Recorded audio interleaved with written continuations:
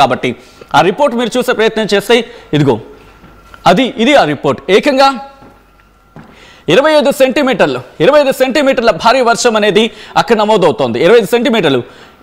ఇదిగో నాగపట్నం డిస్ట్రిక్ట్ లోని కొడియాకరై of course కాస్త ప్రొనౌన్సియేషన్ కొంచెం అటు ఇటుగా ఉండి ఉండొచ్చు కాక కొడియాకరై దగ్గర 25 సెంటీమీటర్లు. రిమెంబర్ 25 సెంటీమీటర్లు ఒక్క రోజులోనే నమోదైంది.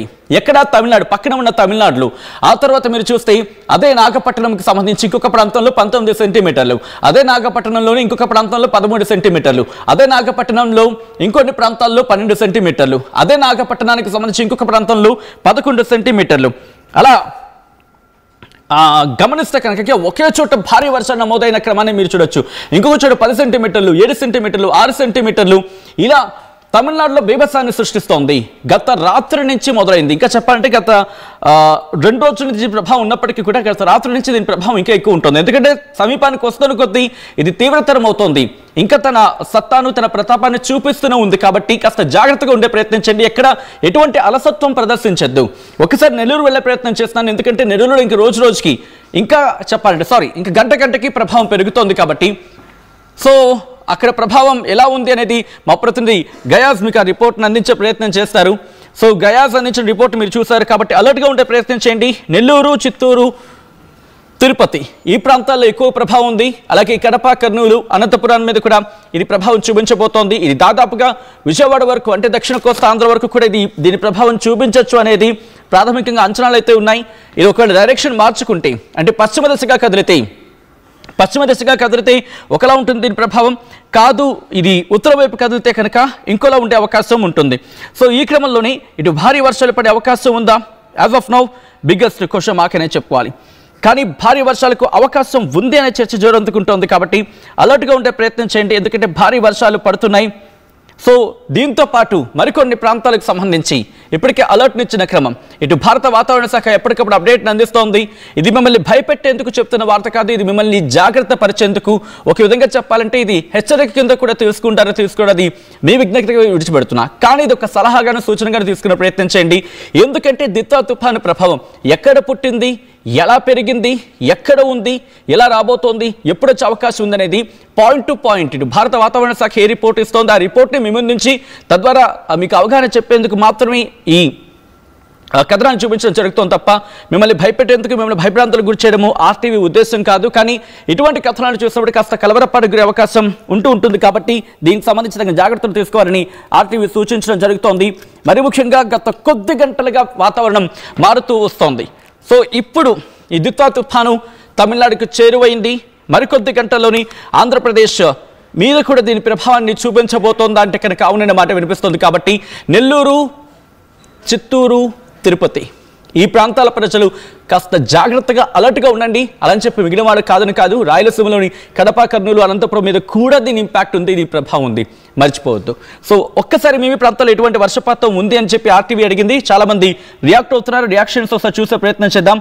నెల్లూరులో మోడరేట్ రెయిన్ అంటూ జూనియర్ ఎన్టీఆర్ సుమన్ కమెంట్ చేశారు. నెల్లూరులో మోడరేట్ రెయిన్ పడుతుందంటూ కమెంట్ చేశారు. బొబ్బిల్లో నో రెయిన్ అంటూ. బొబ్బిల్లో మీకు అంత ఇంపాక్ట్ లేదండి. బహుశా ఉంటే కనుక మీకు 1వ తారీఖు తర్వాత ఒకవేళ ఉంటే కనుక కాస్త కూస్తా ఉండొచ్చు. ఒకవేళ డైరెక్షన్ అది కూడా రేపు ఎటువంటి డైరెక్షన్ ఉంటుంది అనేది 30వ తారీఖున ఎటువంటి దిశగా ప్రయాణం చేస్తుంది, 1వ తారీఖున ఎటువంటి దిశగా ప్రయాణం చేస్తుంది అనే దాని మీద ఆ ఇంపాక్ట్ మీకు ఉంటుంది.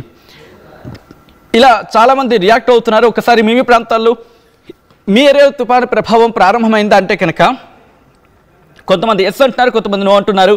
నో అంటూ 60% మంది, ఎస్ అంటూ 35% మంది. ఎస్ ఎగ్జాక్ట్గా. ఎందుకంటే కొన్ని ప్రాంతాల్లో ఇది ఇంపాక్ట్ లేదు. రాయలసీమలోని మనం కొద్దిసేపటి కింద చెప్పుకున్నట్టుగా నెల్లూరు, చిత్తూరు, అలాగే తిరుపతి, కడప, కర్నూలు, అనంతపురం దీనికి ఫస్ట్ ప్రిఫరెన్స్గా మాట్లాడుకుంటే, ప్రిఫరెన్స్ కాదు ఎగ్జాక్ట్గా ప్రభావం గురించి మాట్లాడుకుంటే నెల్లూరు, చిత్తూరు, తిరుపతి వీటి మీద ఎక్కువగా ఉంటుంది. ఆ తర్వాత కడప, కర్నూలు, అనంతపురం వాటికి ఉంటుంది. అది కాస్త ఒకవేళ దాటిన తర్వాత అప్పుడు 1వ తారీఖు దాటిన తర్వాత 2వ తారీఖుని కానీ బహుశా రిపోర్ట్లో భారత వాతావరణ శాఖ చెప్పినట్టుగా మిగిలిన ప్రాంతాలు కోనసీమకు సంబంధించి కొంతమంది రియాక్ట్ అవుతున్నారు. రాజేష్ కమెంట్ చేశారు కోనసీమ అంటూ. నెల్లూరు సిటీ అంటూ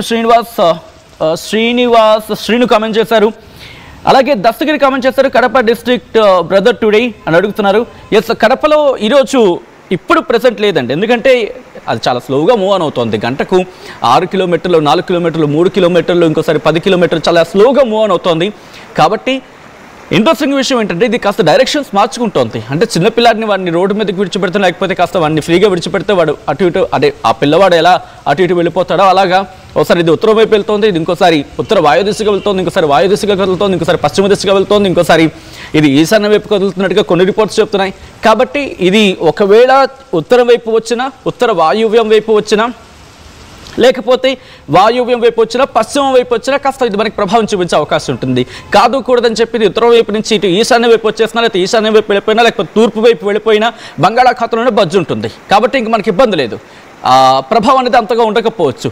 కానీ ఇది ఆల్రెడీ చెన్నై మీద ఇంపాక్ట్ చూపిస్తోంది. కాబట్టి కాస్త ఇది మనం ఊహించినట్టుగానే ఉత్తర వాయు దిశగానో లేకపోతే వాయు దిశగానో వెళ్ళే అవకాశం ఉంటుంది. కాస్త కోస్త పశ్చిమ వైపు వచ్చినా కూడా, పశ్చిమ వైపు వస్తే చెన్నై మీద ఆ ప్రాంతాలకు సంబంధించి కొంత ఉంటుంది.